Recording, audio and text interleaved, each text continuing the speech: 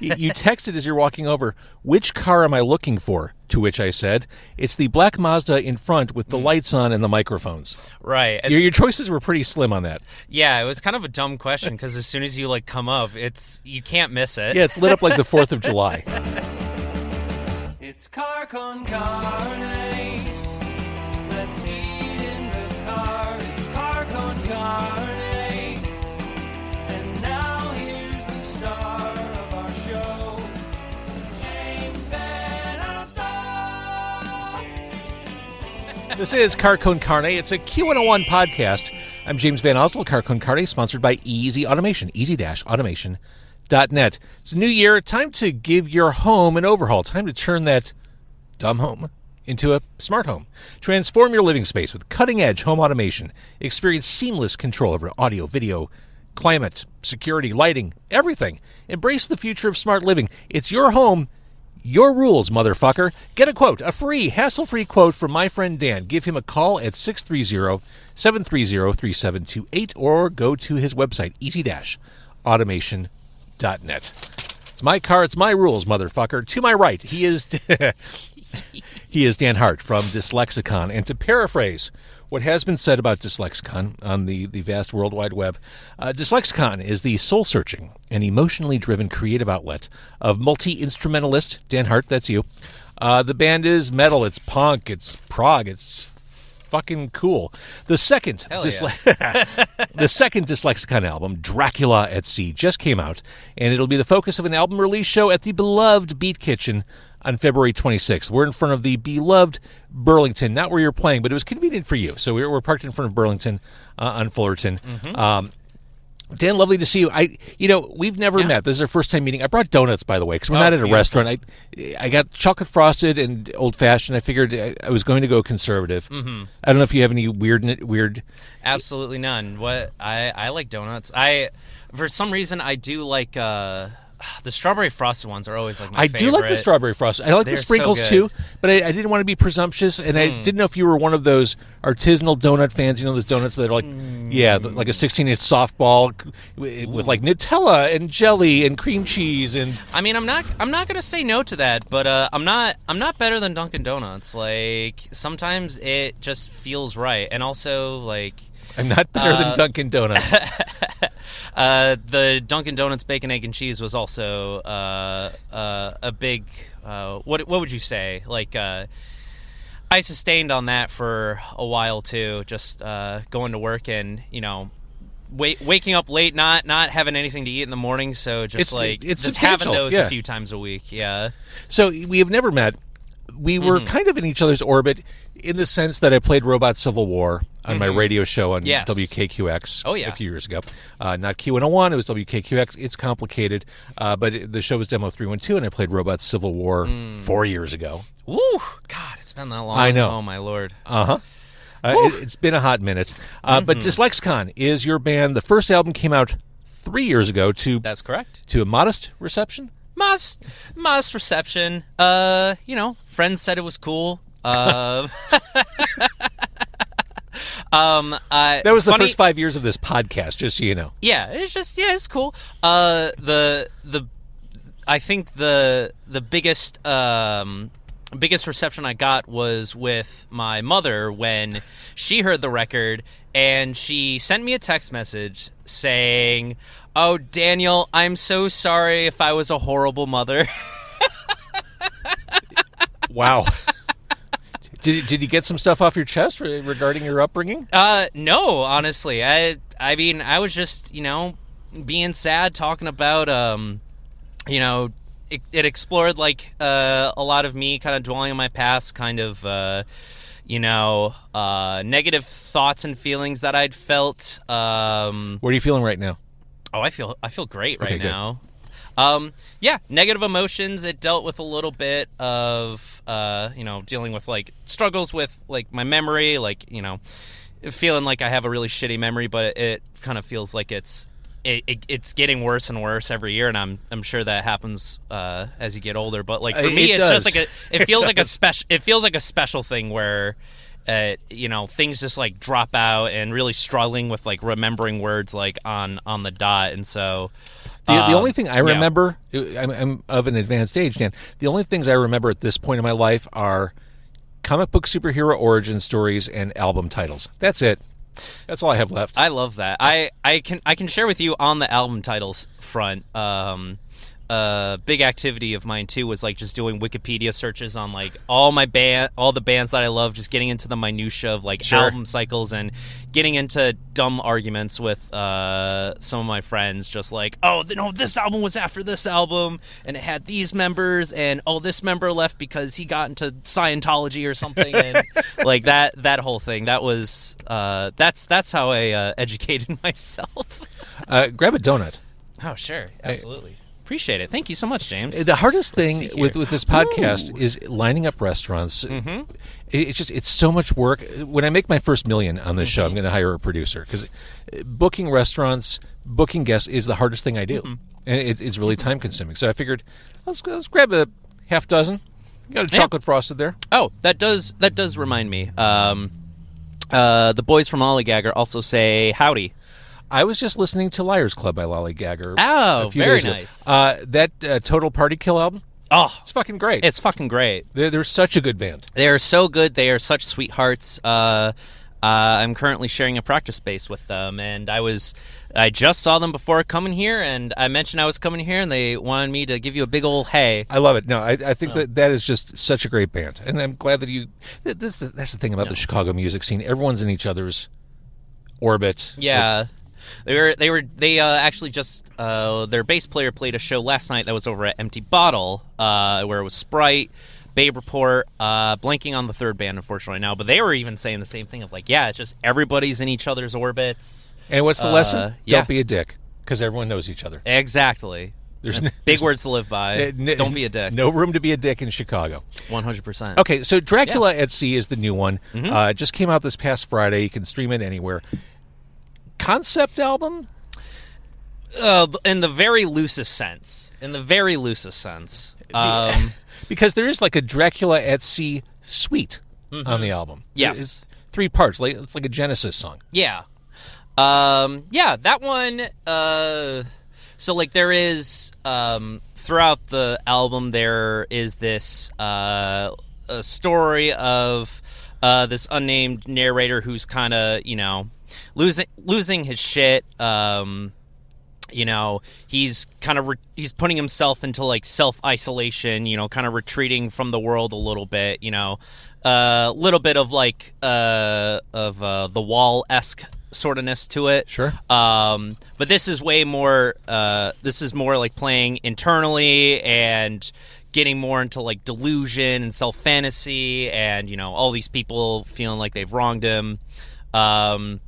And then that's kind of like from the jump, you kind of see this internal battle that this narrator's kind of having through the album, and then the Dracula at Sea suite is kind of like that final like kind of rebirth at the end, where it's kind of like him coming back around, but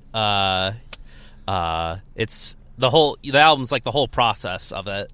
I love it, and the suite, the 3 songs, it's Ocean Floor Light, Lungs Exploding, and Surfacing. And Lungs Exploding, it's kind of like the corned beef in between 2 slices of rye. Yeah. Because the 2 ends are atmospheric, and they kind of provide the in and out of that part of the story. Yeah, just giving a little bit of that. And then it kind of shows that musically, too, with having a little more of like this upbeat, almost like pop-punky sort of energy.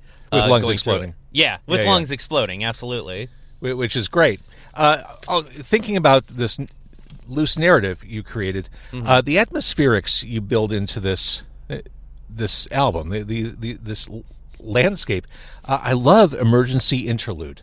Yeah, it's creepy and weird. It's like audio theater. Yeah. Explain what that is and how you put that together. So I like putting together little sound collages as well, just kind of taking clips from like wherever I find it. One of the at this point, like I was kind of delving into like a bit of a nautical theme with the record, and I very much like to think of the record as like one whole continuous piece. So I just knew I needed to put. So it's a concept album. Yeah. So in a way, yeah. So I just needed to like put something to like help kind of take us from this very low point to kind of kick the energy back up again, and so I just started finding these like nautical videos. Like there was like this boatman training video for like when you're on large like docking ships and like all the emergencies you can like get into, and just these people kind of deadpan acting in it, just being, "Captain, come to the bridge, we have steering failure." I love it. You get little like sound effects and the captain kind of talking over it. It was hearing it was just like, oh, I can't not like use this for something, and kind of built it around there. I'm getting this complete image of you as a mad scientist left to your own devices putting this album together. Yeah, a little bit. Definitely driving me crazy at some points, for sure. This one's been a while in the making, for sure. Was it one of those situations where you didn't quite know when it was finished and when to like put the pencil down and stop working? There was. So I gave myself a deadline, and usually the deadline that works for me is if you have money at stake. So I had booked studio time through one of my friends who engineered and mixed the record, Greg Levis, shout out Slamlord.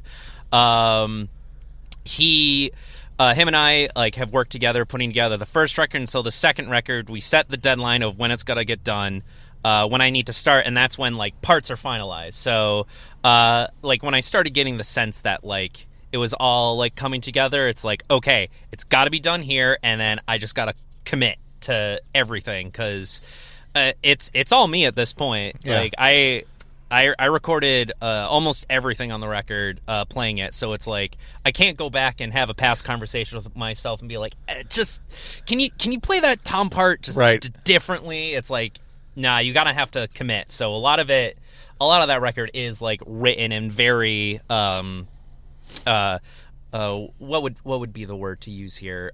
Intentional. Every note. Every drum hit is very intentional on the record. Again, this lends itself to my mad scientist concept of how you put this together. Yeah, it certainly isn't helping the case against it.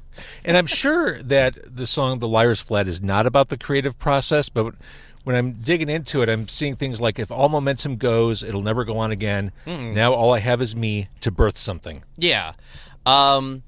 So that part kind of leads itself back into the narrator, and kind of a lot too that was happening with my writing was kind of writing about the antithesis of what I was experiencing at the same time. So I'm imagining the story of someone just completely locking themselves off and feeling like they need to be like self-sufficient, like I gotta do this, it's all on me, to birth, like, and having this hubris, like it's all on me, I gotta like birth what this thing, whatever this thing is, insert whatever passion project or self-deluge that you want to enter in there.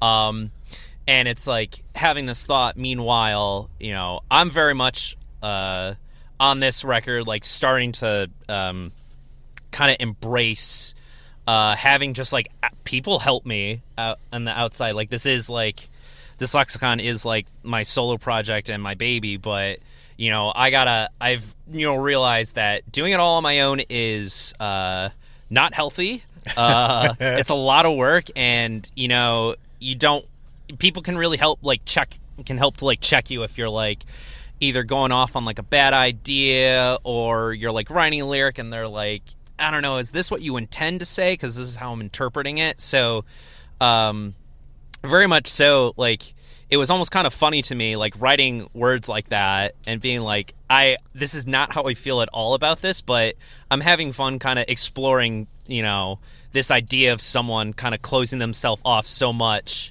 and putting themselves in this self-isolation.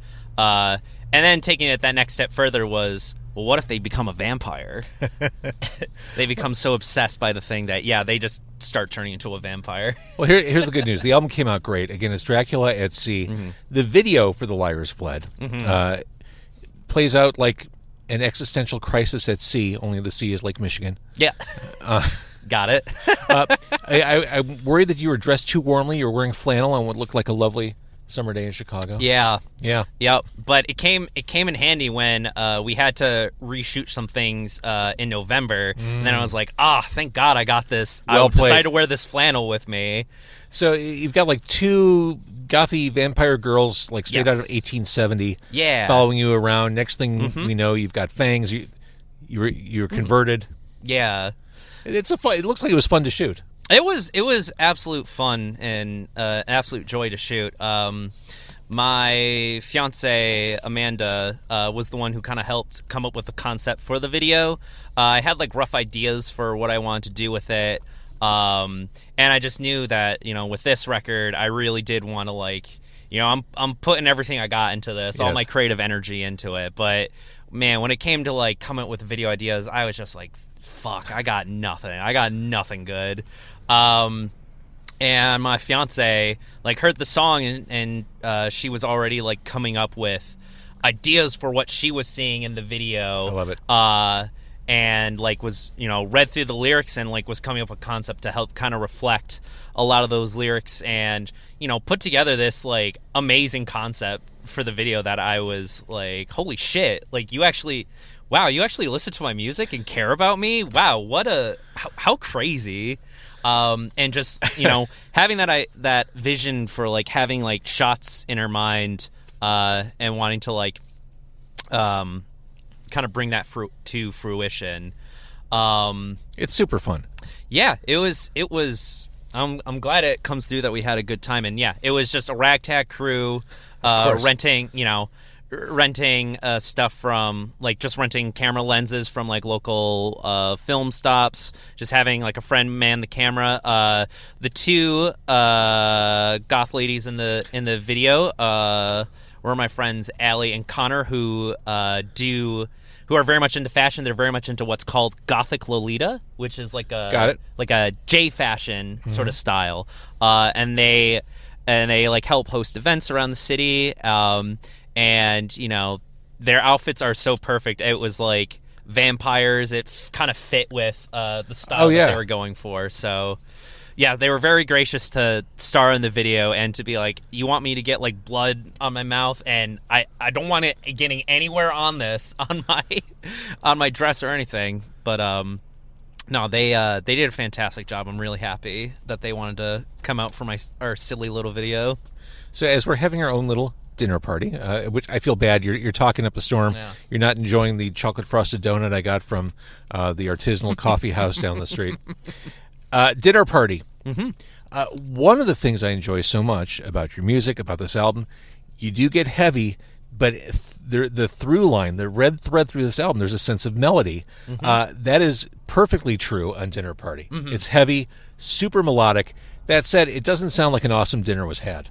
Lyrically. No, definitely not. Absolutely not.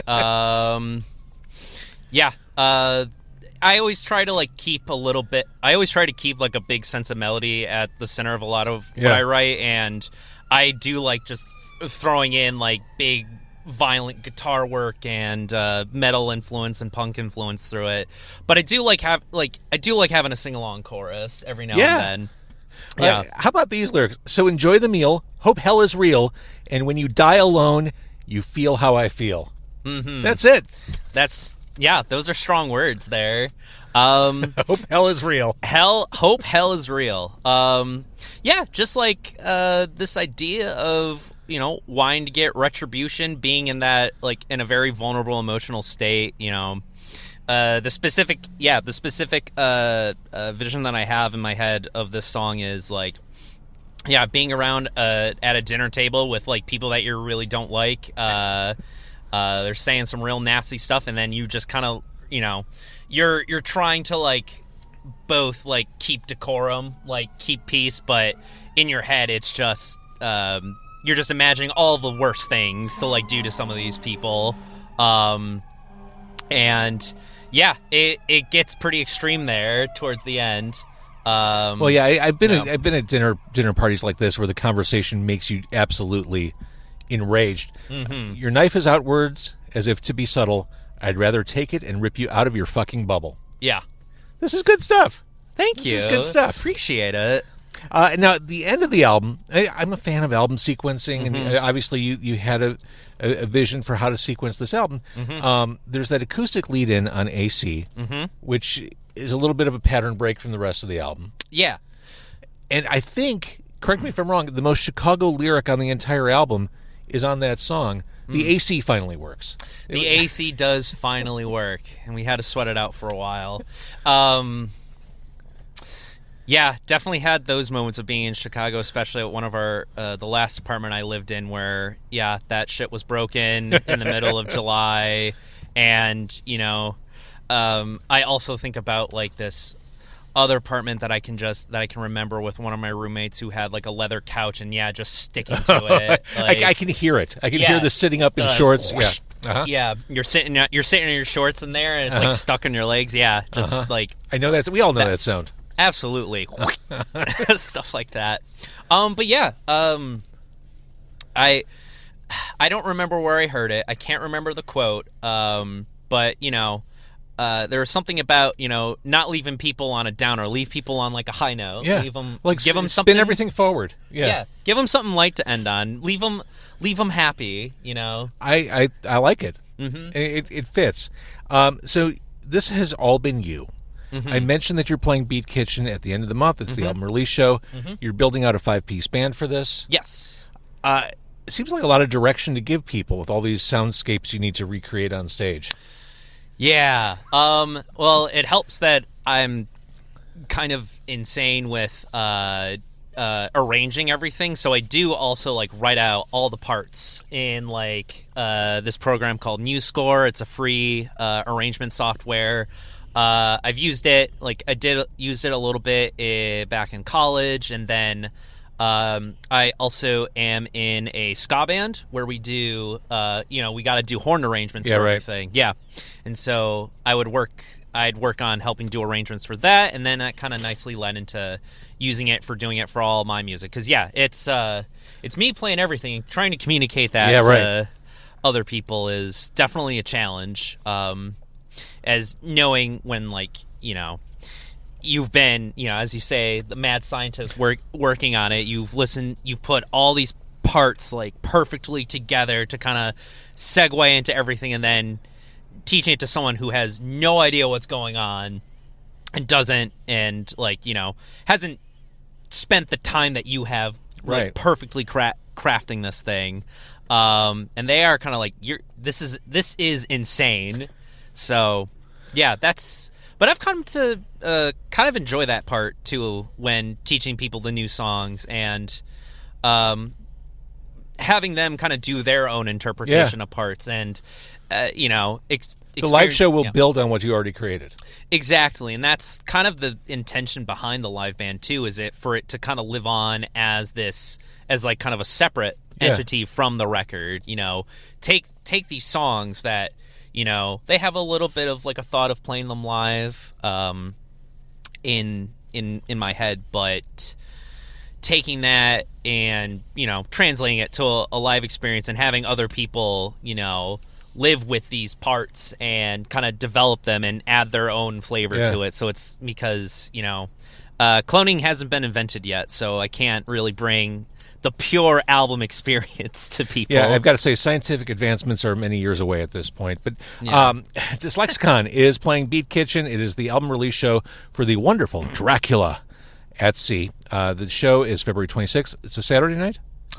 Wednesday night. So even better. Yeah. Best night for live music is Wednesday night. Wednesday night, 8 p.m., 3 bands. You can get home in bed before 11. I'm so glad we got to meet. I'm so glad I got to give you a donut. This worked out great. Thanks for doing this. Absolutely. Thanks so much for having me, James. This was a real pleasure.